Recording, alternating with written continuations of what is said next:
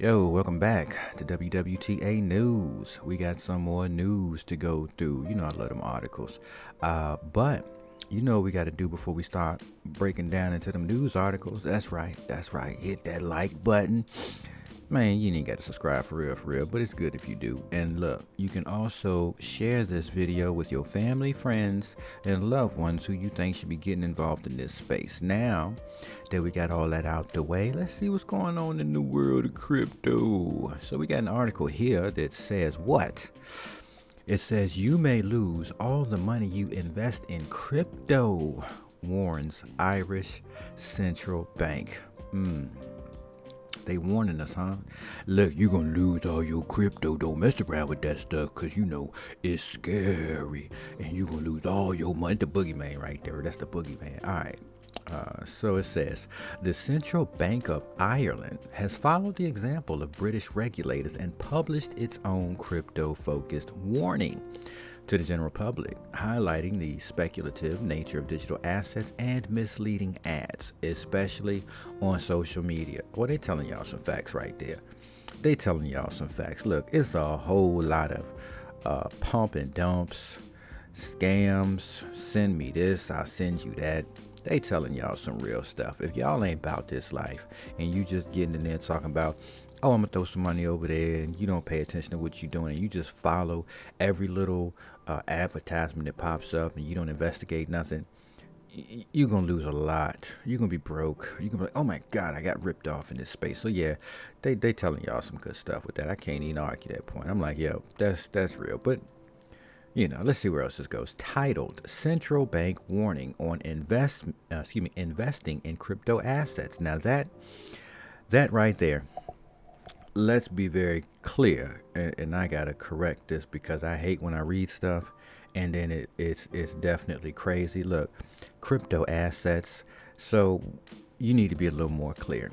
We know what an asset is, and we know what a currency is. So when you make statements and you don't clarify what you're saying, your language can be confusing. So investing, right? Investing in crypto assets. So from my understanding, looking at the basic understanding of these words and the definitions, that secret asset, right? Well, that secret asset kept in a crypt, in a vault, that secret, right? Hidden away. Is hidden away in your wallet, your private wallet, right? Now, an asset, need we do this again? Sir, let's do this one more time for the public announcement. An asset consists more or less of what non-fungible tokens are, right? Those are technically assets. That's what assets, because of how they are used and what they're for. Currencies, you know, and as an example, well, do I really need to do an example? This is simple. Anything that is exchanged for a service or a good, right, is like a currency. A currency operates that way. Now, we do understand that a true currency is only gold and silver. Let's just disclaimer, right? The laws on the books in the United States, says that the only thing accepted to pay for debt is gold and silver. So IOU notes and everything else really don't consist of that. Now, let's back away from the United States and their stuff, and let's just talk this way. Let's talk plain and clear. Again, if I have something and you have something and I'll exchange what you have for it, right? It's a currency that's used that more than one person uses, right? So it's got to be something that a lot of people are using, and then we can consider it a currency that's exchanged, right? And can be exchanged through other markets and everything else. So then we start looking at currencies. We say, okay, well, pretty much most cryptocurrencies are just literally what they are. You look at Solana. Solana's a gas. That's a gas coin, right? You know, when you start doing contracts and moving money around and stuff like that, you're on the Solana's network, you're paying in Solana's gas, which is Solana's coins. So when you're holding Solana's coins, you're holding a payment coin for fuel to make your transactions go through. All right.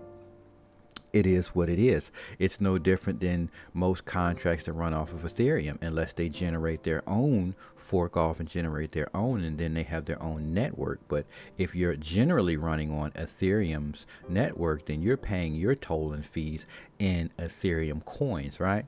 So you got to be a little more clear. There's got to be some clarity on the language, because it can be really confusing. And these are the things we all need to keep cognizant of and be paying attention, because we'll get duped. So not only will scammers dupe you, but your governments will dupe you. So we got to pay attention to the language. All right, so where are we at? The notice is part of a campaign launched by several European supervisory authorities. Supervisor, right? Super, above, watching, right? So above authorities, right, that are watching what's going on, including the European Securities and Markets Authority, the European Banking Authority, and the European Insurance and Occupational Pension Authority, right? So yeah, they're all watching and peeping game, and it's cool and all, but each when you use this language, each branch speaks for each thing you're talking about, and there has to be some more clarity when they're used. You can't just say something and not be clear about it. And this is kind of my opinion right now. No, it's not really my opinion. This is how things get done. You can't really just say something and it be bold and broad and blanketing a whole lot of things, because that's lack of clarity, and that's the whole issue with the cryptocurrency space right now. There's a lack of clarity, and so everybody's like, oh, I do what I do. So pretty much what happens is you move on without the governments, right? When businesses and people are operating without that government to conduct things, then that's kind of them moving past and operating without the government. Now, the government can still operate when you want to operate with the government financially, and this is where I believe, this is where I think everything's going to, is where central bank currencies come into existence. But that's a whole nother conversation. We're getting too far, buddy. Let's back it up. Back it up, bro. All right, let's back it up. Let's keep it moving, though. All right, we got another article here.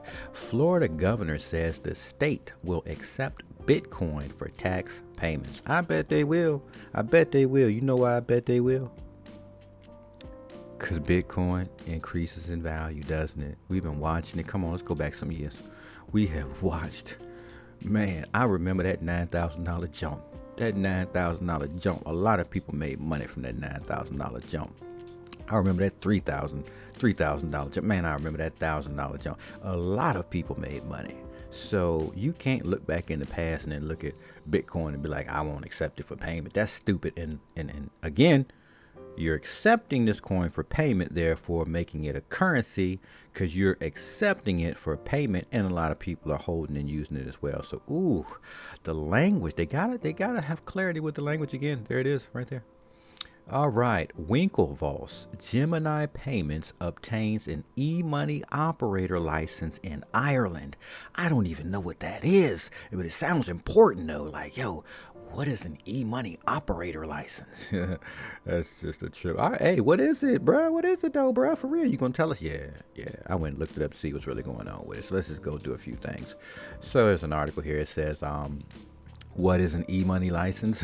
What is it? Technological advancements have led to the development and popularity of electronic money, also known as EMoney, which is a cashless payment method. Cashless. We don't need no paper, right?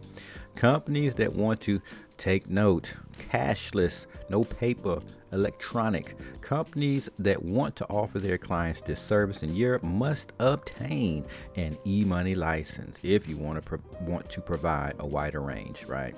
So you need to have a particular license to deal in electronic money, which is going to lead us to, but let's continue. All right, so what else do we have here? What is an electronic money institution? Well, what's that, bruh? We want to know about the money and the institutions. What is all this stuff, bruh? Break it down. All right, so it says electronic money institutions, also known as EMIs, are financial institutions that are authorized to issue electronic money. That's right, that electronic money. We don't need the paper. They can perform the same functions as a bank or payment institution, also known PI, payment institution. And we ain't gonna remember all these abbreviations. This is crazy. But anyways, as well as provide payment cards, electronic wallets, and IBAN accounts, right? The main difference between an EMI and a PI is that an EMoney license gives your clients greater flexibility to use their money as they wish, however they want to use it, while PIs require predefined and concrete payment transactions, right? So we know payment institutions, right? They have what? Oh gosh. Well, it doesn't matter when we're dealing with this electronic payment. It just opens the broad idea and concept of cryptocurrency, because cryptocurrency literally is electronic money. It operates on a third layer of internet, which they commonly call Web3, and it allows these transactions autonomously as well as manually to transact over the internet. So this really gets rid of paper money, and so it kind of puts banks out the way. We don't need banks. That's like a middleman that nobody really needs. So this is the Winklevoss doing this is really telling us that they're setting up, especially in Europe, right, to get everybody on board so that they can do their transactions as well, which to me kind of makes exchanges, I would say, like a banking institution. All right. So it's just what it looks like: an exchange and a banking institution. All right. So it says, what is electronic money? Well, e-money is a digital alternative to cash. Electronic money is a digital alternative to cash. Can I get some coffee? I got some. Can I get some? I got some. Let's get some coffee. Yeah, we needed that. All right, let's continue. It is a monetary value that is electronically stored on a device that can be used to make payments to other entities. E-money allows users to make cashless payments stored on a phone or card or over the internet. And there we go, talking about that new layer of payments, whether it be autonomously or manually over the internet. Electronic money products may be software-based or hardware-based. Software-based products can be used on personal devices such as computers and tablets. Monetary transfers require an online connection to access a remote server that controls the purchasing power. An example of a software-based e-money product is PayPal. And PayPal's been in that business for a long time, but now they're in the crypto space, but they've been doing electronic payments forever. But now they're in the crypto space as well, and crypto is just more electronic payments, more electronic money, it's more electronic currency. So again, you have to pay close attention to the language and what you're actually saying. When you say asset, are you really saying currency? No, you're not. So there's confusion there, but I'm just going to keep bringing it up because I'm telling you, it really plucks my nerves when people say, oh, crypto assets. And I'm like, well, what do you mean by crypto assets? Do you mean like non-fungible tokens? And what type of non-fungible tokens do you mean? What are you saying? Do you mean stock non-fungible tokens that are now being brought online? Or do you mean property, real estate? What are you talking about when you say assets? What type of assets, right?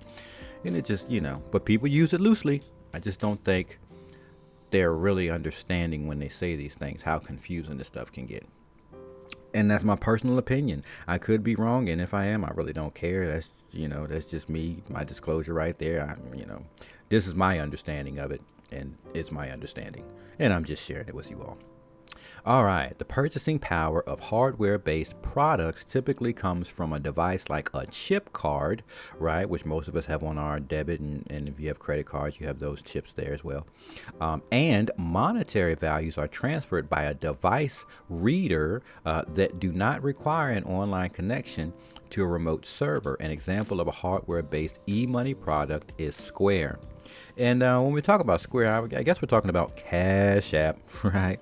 I think they're literally talking about Cash App, and you move money around all the time. So when we talk about e-money, there's a prime example. Cash App. People send money around all the time with Cash App. What's this other one? I know Cash App because I use Cash App. But for you other people that use other versions like that, that act just like Cash App, I can't think of the names of them, but you know what they are. All right, so I think we got a good understanding of e-money. So when we look at these exchanges getting these licenses, it only helps us understand that they're locking it in. They're locking cryptocurrency in. It's going to be common nature to us. It's becoming common now. More and more people are getting acclimated and adjusted to it. More and more people are coming on board. And don't forget, across the quote unquote globe, as they say, there's $400 trillion worth of assets, commodity, value, and currency that's not in the crypto space, that's not in the e-money space. Let's say this better, in the electric money space. That sounds so much better than when we say crypto, right? Because it's not really a secret. It's really just electronic money. That's all it is. And I think I might just start using that instead of saying cryptocurrency. I might just start saying electric money because it makes more sense when you think of it that way. So anyways, look, I hope I wasn't too long-winded. I wanted to give that to you all so you all might have a better understanding. I think I've got a better understanding. I could be wrong, but I really don't care. But I do think I got a better understanding. I hope you enjoyed this video. I hope you got something from it. If you did, hit that like button. Don't forget to share this with your family and friends because they might gain something from this as well. And you can subscribe and you can hit that bell for notifications so you can get more of these interesting informational videos where we talk about news and things we might not know too much about. Catch you in the next one.